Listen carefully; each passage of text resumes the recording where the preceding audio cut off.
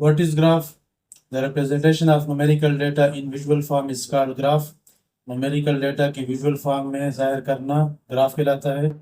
सबसे पहले हम न्यूमेरिकल डेटा को समझेंगे। तो डेटा की दो किस्में हैं, एक है क्वांटिटेटिव और न्यूमेरिकल डेटा और दूसरी किस्म है क्वालिटेटिव और कैटेगोरिकल डेटा। तो न्यूमेरिकल डेटा या क्वांटिटेटिव डेटा वो डेटा के जो नंबर्स की सूरत में हो 1 2 3 4 अप टू इन्फिनिटी, या फिर अगर नंबर्स रेंज की सूरत में हो, क्लास इंटरवल की सूरत में हो, जैसे 10 to 19, 20 to 29, तो इस तरह के डेटा को कहेंगे न्यूमेरिकल डेटा या फिर क्वांटिटेटिव डेटा। यहाँ पे हमने कुछ ग्राफ लिए हुए हैं, तो अगर इस ग्राफ में देख लें तो यहाँ पे ये डेटा ये क्वांटिटेटिव या न्यूमेरिकल डेटा कहलाएगा। इस तरह यहाँ पे अगर हम देख लें तो 5 10 15 ये क्वांटिटेटिव या न्यूमेरिकल डेटा कहलाएगा। इस तरह यहाँ पे हम देखें तो ये क्वांटिटेटिव या न्यूमेरिकल डेटा, और यहाँ पे अगर हम देखें तो ये क्वांटिटेटिव या न्यूमेरिकल, और ये क्वांटिटेटिव या न्यूमेरिकल डेटा कहलाएगा। डेटा की दूसरी किस्म है क्वालिटेटिव और कैटेगोरिकल डेटा। ऐसा डेटा जिसका ताल्लुक कैटेगरी के साथ हो, जैसे यहाँ पे कलर की कैटेगरी है रेड येलो ऑरेंज, और यहाँ पे सब्जेक्ट्स की कैटेगरी है मैथ साइंस इंग्लिश। तो अगर हम दिए गए ग्राफ को देख लें तो यहाँ पे पेन पेंसिल रबर ये कैटेगोरिकल डेटा कहलाएगा या फिर क्वालिटेटिव डेटा कहलाएगा। इस तरह यहाँ पे रबर पेंसिल पेन ये क्वालिटेटिव डेटा या फिर कैटेगोरिकल डेटा दिया गया है। यहाँ पे इस ग्राफ की तरफ अगर हम आए तो जनवरी फरवरी मार्च अप्रैल मई ये कैटेगोरिकल डेटा या क्वालिटेटिव डेटा दिया गया है। यहाँ पे orange banana peach apple mango ये क्वालिटेटिव डेटा या फिर कैटेगोरिकल डेटा दिया गया है, और यहाँ पे कोई कैटेगोरिकल या क्वालिटेटिव डेटा हमें नजर नहीं आ रहा। इसके बाद अब हम आएंगे ग्राफ की तरफ। तो representation of numerical data in visual form, numerical data के या क्वांटिटेटिव डेटा के, यानी इसका जिक्र हो रहा है, इस डेटा के विजुअल फॉर्म में जाहिर करना ग्राफ कहलाता है। अगर हम इस ग्राफ की तरफ आ जाएं तो यहाँ पे ये स्ट्रक्चर बार कहलाता है, और इस बार की हाइट है 5 और इस बार की हाइट 10 और इस बार की हाइट 15। तो छोटा बार तो ये कम न्यूमेरिकल वैल्यू, बड़ा बार ये बड़ी न्यूमेरिकल वैल्यू को जाहिर कर रहा है। तो हमें यहाँ पे गोया न्यूमेरिकल डेटा विजुअल फॉर्म में नजर आ रहा है। तो न्यूमेरिकल डेटा के विजुअल फॉर्म में जाहिर करना ये क्या कहलाएगा, ग्राफ। इस तरह अगर इस ग्राफ की बात की जाए तो यहाँ पे डिफरेंट कैटेगरी के लिए ये न्यूमेरिकल डेटा दिया गया है। तो न्यूमेरिकल डेटा को विजुअल फॉर्म में जाहिर करना क्या कहलाएगा, ग्राफ। इस तरह अगर हम इस ग्राफ की बात करें तो बनाना के लिए बड़ा सेक्टर है तो इसके लिए न्यूमेरिकल वैल्यू बड़ी होगी, और मैंगो के लिए छोटा सेक्टर है तो इसके लिए न्यूमेरिकल वैल्यू छोटी होगी। तो यहाँ पे भी हम क्या कर रहे हैं, एक बार फिर न्यूमेरिकल डेटा को जाहिर कर रहे हैं विजुअल फॉर्म में।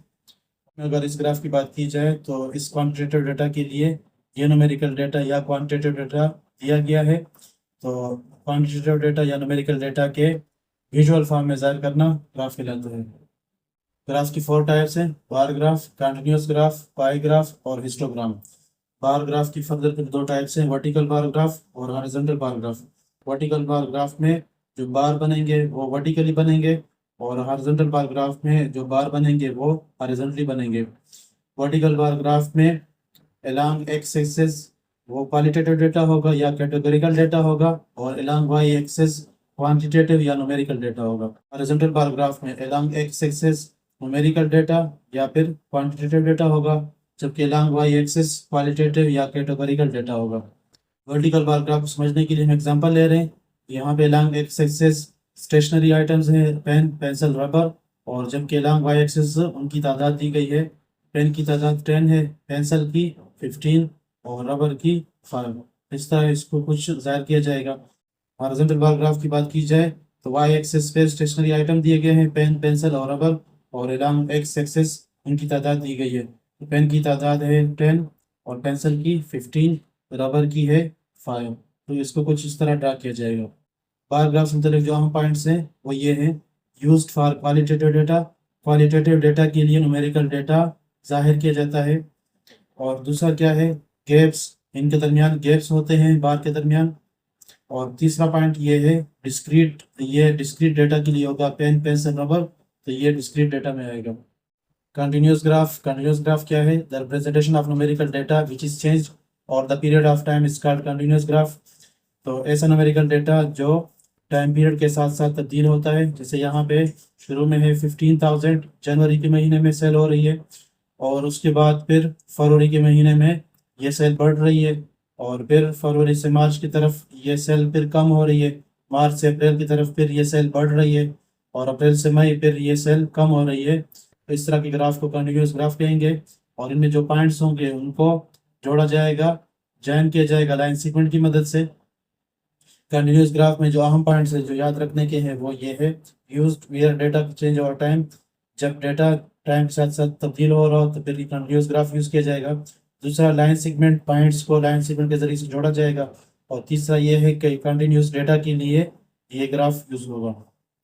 पाई ग्राफ क्या है? न्यूमेरिकल डेटा को जब सर्कुलर शेप के डिफरेंट सेक्टर्स की सूरत में जाहिर किया जाए तो इस तरह के ग्राफ को पाई ग्राफ कहते हैं। जैसे यहाँ मैंगो के लिए 30 डिग्री, तो यहाँ पे छोटा सेक्टर, और बनाना के लिए 105 डिग्री, तो बनाना के लिए बड़ा सेक्टर। तो छोटा सेक्टर कम न्यूमेरिकल वैल्यू को जाहिर करता है और बड़ा सेक्टर बड़ी न्यूमेरिकल वैल्यू को जाहिर करता है।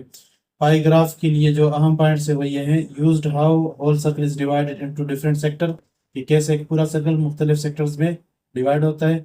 और दूसरा क्या, डिस्क्रीट डेटा, ये डिस्क्रीट डेटा के लिए यूज होगा। जैसे ये आपने बार ग्राफ के लिए पढ़ा कि डिस्क्रीट डेटा के लिए ये यूज होगा।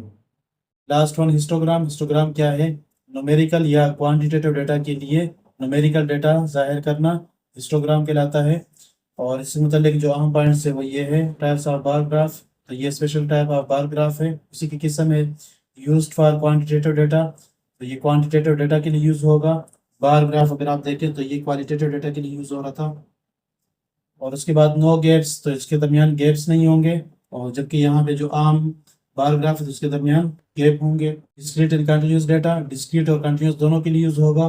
तो यहाँ पे 1 2 3 4 ये डिस्क्रीट डेटा दिया गया है तो इसके लिए ग्राफ बनाया गया है। और कंटिन्यूस भी हो सकता है, यानी यहाँ पे 10 to 20 और 20 to 30, 30 to 40, तो उस किस्म के डेटा के लिए भी हिस्टोग्राम यूज किया जा सकता है। इस पूरे डिस्कशन से हमें ये पता चला कि ग्राफ न्यूमेरिकल डेटा की रिप्रेजेंटेशन को कहते हैं। तो चाहे बार ग्राफ हो, कंटिन्यूस ग्राफ हो, पाई ग्राफ हो, हिस्टोग्राम हो। जैसे आपने बार ग्राफ में देखा कि न्यूमेरिकल डेटा रिप्रेजेंट हो रहा है क्वालिटेटिव डेटा के लिए, यहाँ पे न्यूमेरिकल डेटा रिप्रेजेंट हो रहा है क्वालिटेटिव डेटा के लिए, यहाँ पे न्यूमेरिकल डेटा रिप्रेजेंट हो रहा है क्वालिटेटिव डेटा के लिए, यहाँ पे न्यूमेरिकल डेटा रिप्रेजेंट हो रहा है क्वालिटेटिव डेटा के लिए, यहाँ पे न्यूमेरिकल डेटा रिप्रेजेंट हो रहा है क्वांटिटेटिव डेटा के लिए। Question number 1, a survey was conducted from the students of grade 7। Grade 7 के तलबा से एक सर्वे कंडक्ट किया गया था and asked the students about their favourite season, और उनके पसंदीदा मौसम के मुतालिक उनसे पूछा गया। Draw horizontal bar graph and vertical bar graph for the following table. Horizontal और वर्टिकल बार ग्राफ ड्रा करें नीचे दिए गए टेबल के लिए। तो फर्स्ट रो में दिया गया है नेम ऑफ सीजन, तो सीजन के name winter, summer, spring, autumn. और दूसरे रो में नंबर ऑफ स्टूडेंट्स, तो विंटर को पसंद करने वाले वो 38, समर को पसंद करने वाले 20 स्टूडेंट्स, स्प्रिंग को पसंद करने वाले 45 और ऑटम को पसंद करने वाले 25 स्टूडेंट्स। तो बार ग्राफ हमें ड्रा करने हैं वर्टिकल भी और हॉरिजॉन्टल भी। सबसे पहले हम हॉरिजॉन्टल बार ग्राफ ड्रा करेंगे, तो स्केल की मदद से हम ये बार ग्राफ को ड्रा करेंगे। तो यहाँ पे हम देख रहे हैं कि विंटर, फिर समर, फिर स्प्रिंग, फिर ऑटम, तो वो हम यहाँ पे लिखेंगे। यहाँ पे लिख लेते हैं सीजन्स, और इस तरफ स्टूडेंट्स। तो पहला है यहाँ पे विंटर, दूसरा है समर, तीसरा है स्प्रिंग, और चौथा है ऑटम। विंटर के लिए 38 और समर के लिए 20, 45, तो बड़े से बड़ा नंबर इनमें से है 45। तो हम कहाँ तक ले जाते हैं? 50 तक ले जाते हैं। स्केल की मदद से इक्वल लाइन में ड्रा करेंगे। तो 10, 20, 30, 40 और ये 50। तो देखेंगे यहाँ पे 10, 20, 30, 40 और 50। विंटर के लिए है 38, बार ग्राफ में ड्रा करना है 38 के लिए, और 38 तकरीबन यहाँ पे आ जाएगा।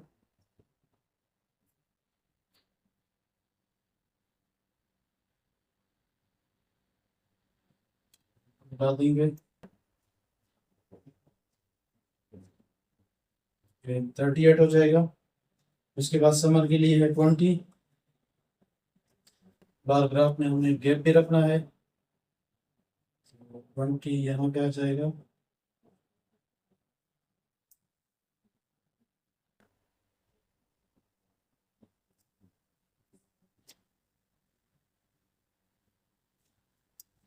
और उसके बाद स्प्रिंग के लिए है 45।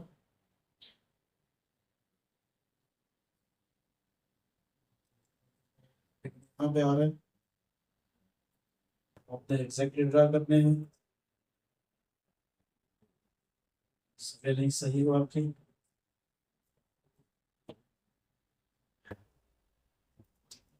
कोशिश करें ग्राफ पेपर पे ड्रा करें। और आटम के लिए 25, 25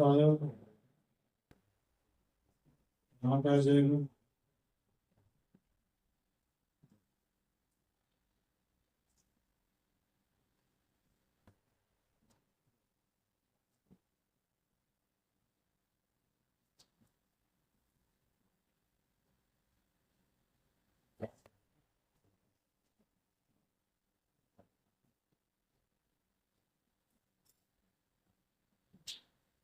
ये आ जाएगा हॉरिजॉन्टल बार ग्राफ। दूसरा है वर्टिकल बार ग्राफ।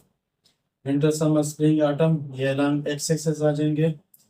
कोशिश करें इनके दरमियान भी डिस्टेंस सेम हो।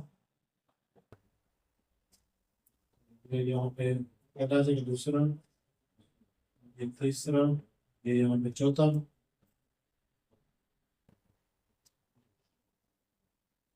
ये विंटर, समर, स्प्रिंग, ये ऑटम,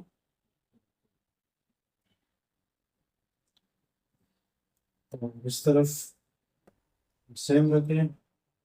इक्वल लाइन सेगमेंट 10, 20, 30, 40, ये 50।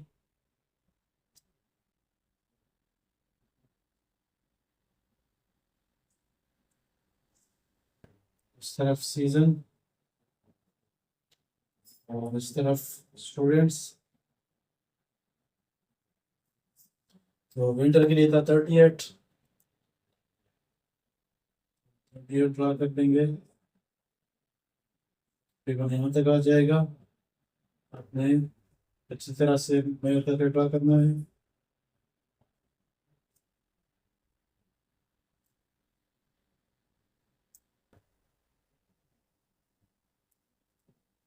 समर के लिए 20,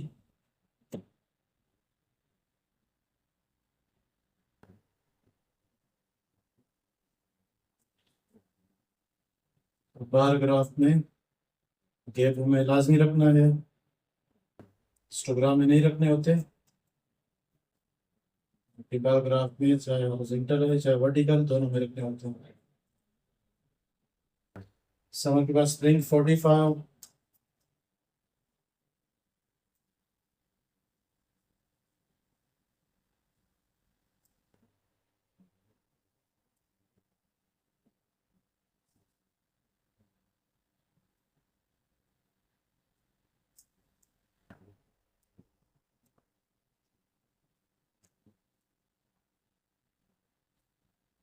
बॉटम के लिए 25,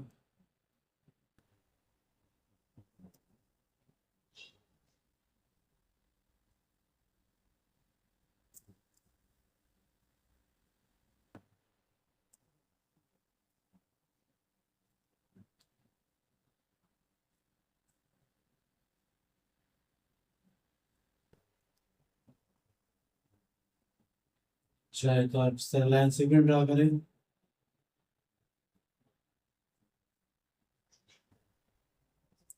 कोशिश करें ये भी स्केल की मदद से। आगे कह रहे हैं आंसर द फॉलोइंग, नीचे देखिए कि आंसर करें।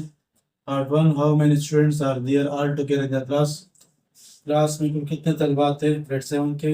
तो नंबर ऑफ स्टूडेंट यहाँ पे दिए गए, विंटर, समर, स्प्रिंग, ऑटम, तमाम को ऐड कर लेंगे। Total students 38 plus 20 plus 45 plus 25। तो 25 प्लस 45 तो इससे आ जाएगा 70, 70 प्लस 20 90, 90 प्लस 40 130। तो ये आ जाएगा 128। इसके बाद B part, how many students choose summer. कितने तलबा ने समर का इंतखाब किया। तो समर का इंतखाब करने वाले तलबा 20 थे। 20 तलबा ने समर को पसंद किया। C part, how many small students choose winter than autumn, autumn की निस्बत विंटर को पसंद करने वाले कितने थे, यानी कि इंतखाब करने वाले कितने थे। तो विंटर के थे 38 और ऑटम के थे 25। तो डिफरेंस फाइंड कर लेंगे। 38 माइनस 25, 8 माइनस 5 7 3, 3 माइनस 2 1। तो 13 लड़के ज्यादा थे विंटर के बनिस्बत ऑटम के। D part, which season is the most like by the students, किस सीजन को ज्यादा से ज्यादा लड़कों ने पसंद किया। तो वो था स्प्रिंग, स्प्रिंग को पसंद करने वाले सबसे ज्यादा थे। जब सीजन का नाम बताएंगे तो वो होगा स्प्रिंग। और last number, which season is the least like by the students, किस मौसम को सबसे कम पसंद किया गया तलबा की तरफ से। तो वो यहाँ पे है समर, तो समर को सबसे कम पसंद की है। Question number 2, use the information given in the table to make a line graph, table में दिए गए इंफॉर्मेशन को यूज करते हुए लाइन ग्राफ ड्रा करें and answer the following questions, और नीचे दिए गए सवालों के जवाब दें। सबसे पहले हम लाइन ग्राफ ड्रा करेंगे। तो फर्स्ट रो में यहाँ पे टाइम दिया गया है, तो वो यहाँ पे हमने लिखा 5 6 7 8 9 10 11। और दूसरे रो में नंबर ऑफ डिनर दिए गए हैं, तो वो हम अलॉन्ग वाई एक्सिस लेंगे। तो डिनर 19 25 15 30 35 22 10। यहाँ पे बड़ा से बड़ा नंबर है 35, तो हम 40 तक इसको ले जाएंगे, तो 40 तक कर लेंगे। तो यहाँ पे ये 10, ये 20 30 और ये 40।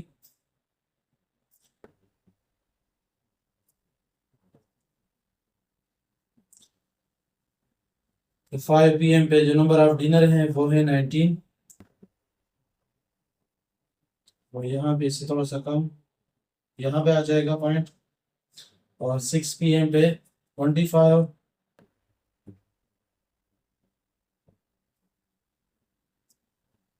पॉइंट यहाँ पे आ जाएगा। 7 PM पे 15,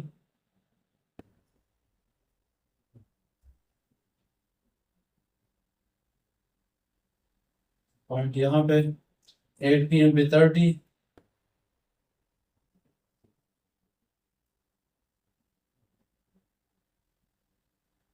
यहाँ पॉइंट। 9 पे 35,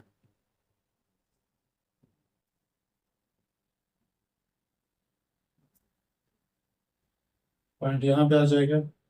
10 पे 22,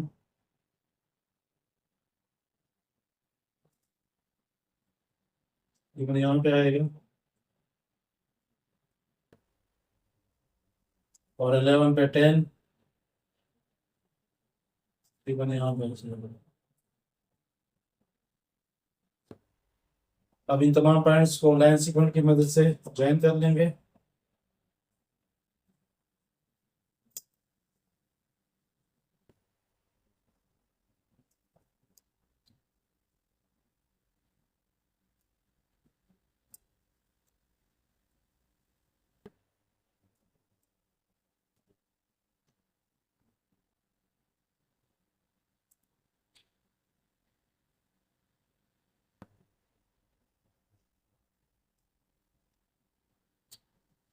ये हमारा लाइन ग्राफ हो जाएगा। तो उसके बाद क्या दिया हुआ है, part A, during which 1 hour interval did the greatest decrease in the number of dinner occur, तो किस घंटे के दौरान डिनर की तादाद में सबसे ज़्यादा कमी वाक़ हुई है। तो यहाँ पे अगर हम देख लें, यहीं से अगर हम इस गिवन डाटा से देख लें टेबल से, तो 25 से 15, तो यहाँ पे 10 डिनर कम हुए हैं।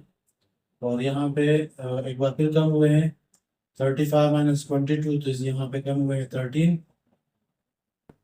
और 22 से 10 पे गए हैं, तो यहाँ पे 12 डिनर कम हुए हैं। तो सबसे ज़्यादा कम हुए हैं 9 PM टू 10 PM। तो एक बार आ जाएगा फ्रॉम 9 PM टू 10 PM, ये 9 से 10। तो इस दौरान सबसे ज़्यादा डिनर कम हुए हैं। दूसरा B part, what was the difference in the number of diners, dinner की तादाद के लिहाज से डिफरेंस क्या था बिटवीन द आवर्स, उन घंटों के दौरान। When the restaurant was the most crowded, जब रेस्टोरेंट पुरहजूम था, ज़्यादा से ज़्यादा लोग थे।